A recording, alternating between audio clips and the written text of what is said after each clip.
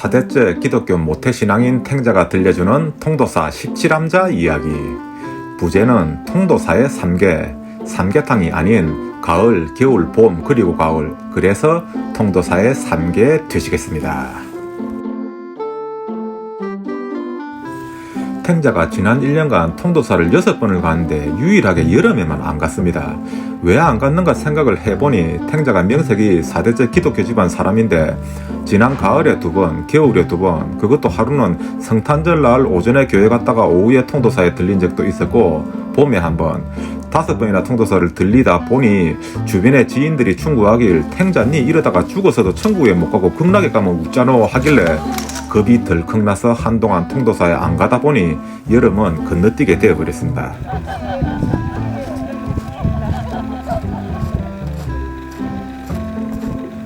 첫 번째 소개할 곳은 통도사 17암자 중에 유일하게 주차장에 차를 세우고 800m 정도 등산을 해야 올라갈 수 있는 배구남입니다. 등산을 하는 사람들에게는 아무것도 아니지만 걷기를 싫어하는 심리학 박사 김장철 누구야에게는 거의 지옥문이 열리는 날이었을 겁니다.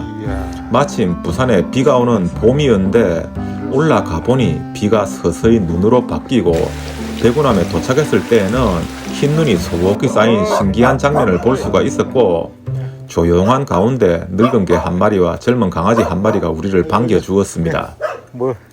올겨울도 부산에서 눈 한 번 못 보고 끝나나 했는데 눈도 밟아보고 조그마한 눈사람도 만들어 봤습니다.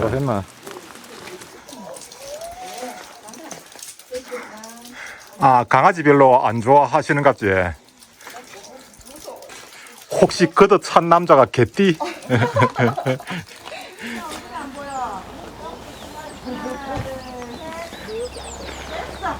두 번째 암자는 바로 배구남 아래에 있는 극락암이란 곳인데 통도사 17암자 중에 가장 개성이 뚜렷한 곳이고 가장 아름다운 암자라고 생각이 됩니다. 1년 전 인별그램에 극락암 돌다리 앞에서 찍은 사진이 인기를 얻으면서 탱자가 우연히 처음으로 통도사에 발을 들여놓게 되었습니다. 아무래도 1년 중 가장 관광객이 많을 때는 벚꽃 필 때이겠죠. 그리고 사시사철 돌다리 건너기를 해보려고 오는 사람들이 끊이지를 않습니다. 탱자도 실제 와보고는 깜짝 놀랐습니다. 분명 건너다가 연못에 빠져서 다친 사람이 있을 것 같은데 하는 생각이 들 정도로 아찔합니다. 한번 와서 도전해보시기 바랍니다.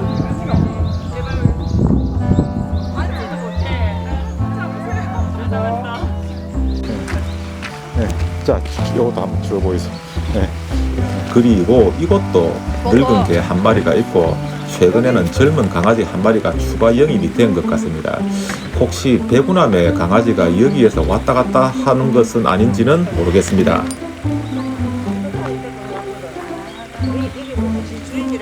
각도가 제일 괜찮은 것 같네. 됐어. 그렇지.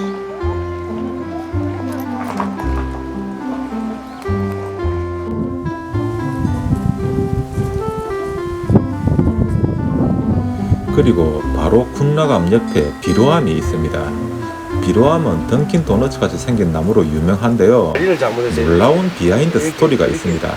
자, 한번 들어보실까요? 관리를 잘못해 이렇게 아이라.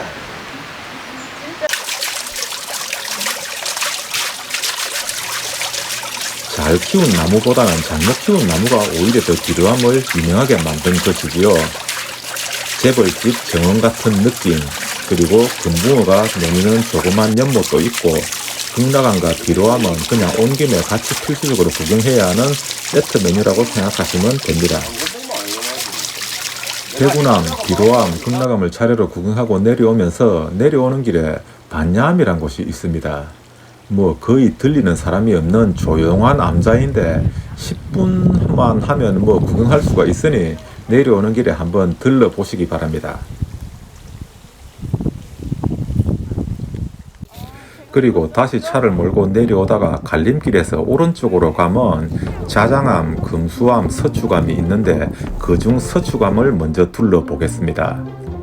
서추암은 불교 대학이 있는 곳이라서 그런지 들어가면 수십 개의 깃발이 나풀거리는 모습이 인상적이고 탱자는 갈 때마다 동방불패 영화의 한 장면이 생각났습니다. 그리고 가장 정원 관리가 잘 된 곳이 서초감 같습니다. 따로 정원 손질만 하는 스님이 계신가 하는 생각이 들 정도입니다. 그리고 자장암을 가보게 되는데요. 어떤 사람은 극락암보다 자장암이 훨씬 더 사진 찍을 곳이 많다고 생각할 수도 있습니다. 먼저 돌계단을 올라서 둥그런 돌문 앞에서 인증샷 하나 찍고, 또 계단을 조금 더 올라가면 암자 입구문이 고인돌처럼 되어 있어서 또 사진 한 장 찍고, 바로 오른쪽으로 걸어 들어가 보면 우와 하고 감탄을 할 수밖에 없는 멋진 풍경이 펼쳐집니다. 급경사를 올라오니 풍경이 탁 트인 것이지요. 극락암과 함께 통도사 17남자 중 5손가락 안에 들 정도로 볼거리가 많은 곳입니다. 통도사 17남자 중에 관광객을 받지 않는 곳이 한 곳 있는데 금수암입니다. 출입 금지라고 해놓으면 더 궁금하죠? 그렇다고 해서 뭐 쳐들어갈 수는 없고 한번 기웃거려 봤습니다. 이제 이렇게 하면 백운암, 극락암, 비로암, 서초암, 자장암, 금수암까지 통도사 입구에서 가장 먼 곳에 있는 암자들은 다 구경을 했고, 이제 입구 쪽으로 내려오면서 왼쪽에 있는 안양암이란 곳을 들어가 봤습니다.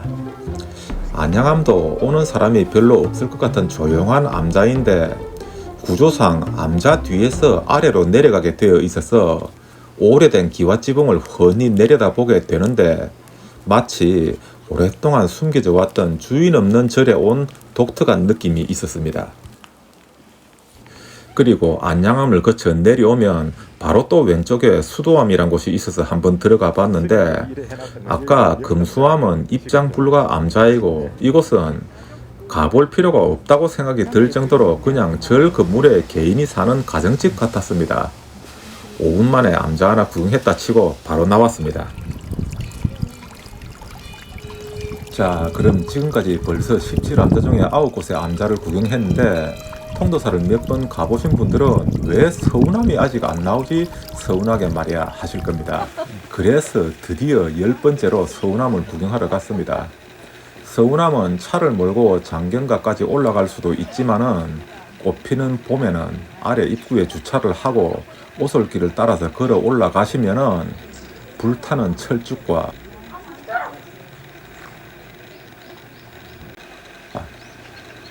이팝나무, 그리고 황매화와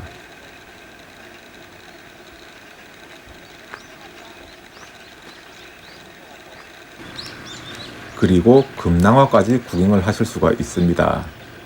그중 특히 불도화가 핀 오솔길은 정말 내년 봄에 되면 한 번 더 가보고 싶을 정도로 이뻤는데, 같이 간 언니들이 절에 들어갈 때마다 입장료 내기 싫다고 다시는 통도사에는 안 가겠다고 해서 어찌 될지 모르겠습니다. 뭐 그런데 교회도 안 가고 절에도 안 가면 뭐 어쩌겠다는 겨?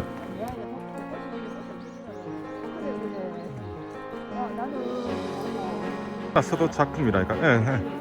대충 보자. 얼굴 4명 나오게 그냥 일렬로 그냥 그래 쭉 쓰고더라. 그렇죠. 좋네. 드디어 4대째 기독교 집안 모태신앙 탱자가 통도사를 이잡듯이 구경해보고 말겠다는 사명이라도 가지고 태어난 것처럼 사명함에 도착을 했습니다. 2021년 11월 27일에 해그름의 사명함에 도착했을 때 빨간 단풍이 융단처럼 깔린 모습이 정말 아름다웠습니다.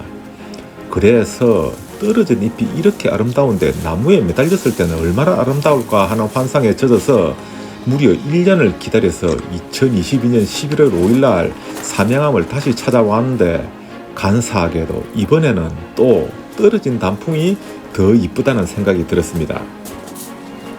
여러분들이 보시기에는 어느 쪽이 더 이쁜가요? 탱자 내일 모레면 환갑인데 계절로 치면 가을이고 단풍으로 치면 떨어지락 말락 하는 때인 것 같습니다. 현재가 제일 아름답다고 생각하면서 살아야겠지요.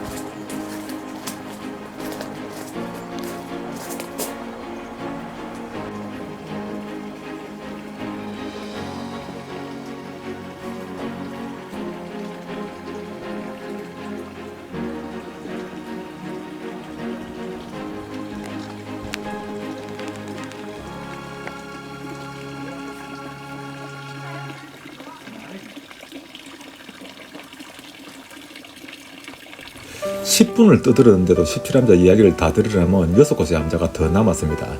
얼른 마무리 지어야겠죠. 조용한 겨울에 들렸던 백년암과 애기보살로 기억되는 옥년암과 거의 입구에 다다랐을 때 있었던 보타암은 겨울에 들렸다 보니 뭐 특별한 인상이 없었고, 지우암, 간음암, 축사암은 아직 가보지를 않았습니다. 마지막으로 통도사 본전의 늦은 가을 모습을 감상하시면서 4대째 기독교 집안 모태신앙 서리집사 탱자가 말씀드린 통도사 17암자 이야기 마치겠습니다. 감사합니다. 진리와 탱자였습니다.